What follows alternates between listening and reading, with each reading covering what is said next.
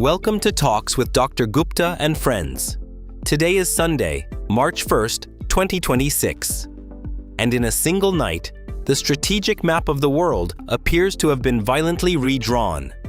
Operation Epic Fury marks a direct coordinated assault by the United States and Israel on Iran's political and military leadership. The reported elimination of senior leadership is not merely a tactical success.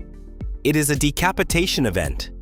A deliberate attempt to collapse a regime from the top down. This is not containment. This is not deterrence. This is forced regime rupture. But the real story is not the strike itself.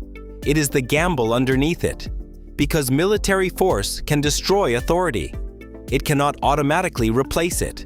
And history shows that the moment after victory is often more dangerous than the battle itself. This operation represents something fundamentally new. Or perhaps fundamentally dangerous. Previous regime change efforts relied on physical control.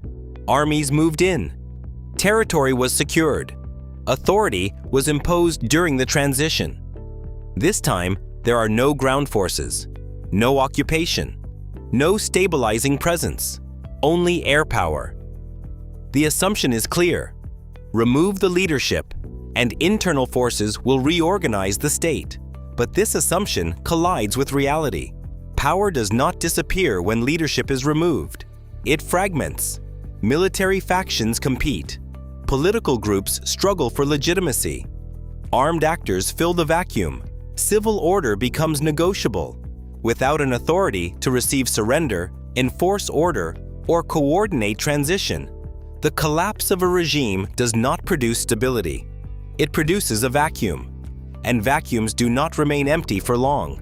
While missiles reshape political power, geography reshapes economic reality. The Strait of Hormuz remains the most important energy choke point on Earth. Roughly 1/5 of global oil flows through this narrow corridor. Any disruption instantly transmits shock through the global economy. Oil prices rise, inflation follows. Interest rates remain elevated. Capital becomes more expensive. This affects everything. Mortgages, investment, technology development, currency stability. Even countries that produce their own energy remain exposed. Because oil is priced globally, not locally.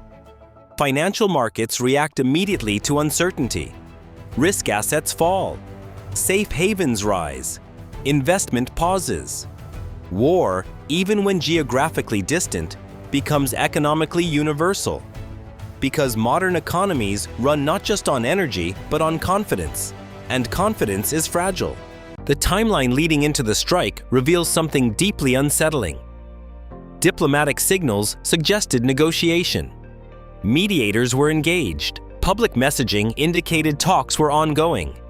Then suddenly, without visible escalation, came decisive military action. This creates a credibility fracture, not just between adversaries, but between diplomacy and force itself. It introduces uncertainty into every future negotiation. It changes how states interpret signals. It alters the perceived reliability of restraint. At the same time, intelligence assessments remain contested.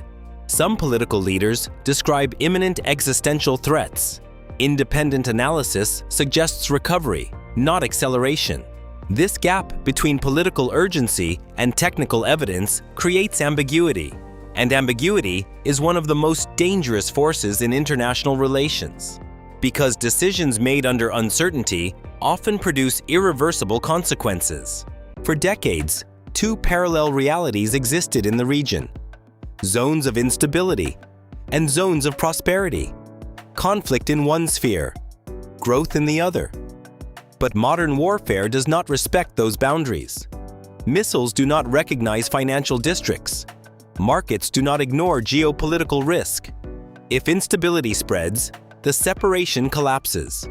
The illusion of insulation disappears. And the consequences extend far beyond any single country. But the most profound uncertainty lies within Iran itself. When leadership is removed, institutions damaged, and authority shattered, the future does not automatically reorganize into stability. It enters a period of unpredictable formation. The fundamental question is no longer whether the regime survives. It is what replaces it. Because removing a government is an act of force. Building a functioning state is an act of time. And history suggests the second task is always harder than the first. Thanks for listening to Talks with Dr. Gupta and friends. Stay safe, stay curious, and happy new thinking.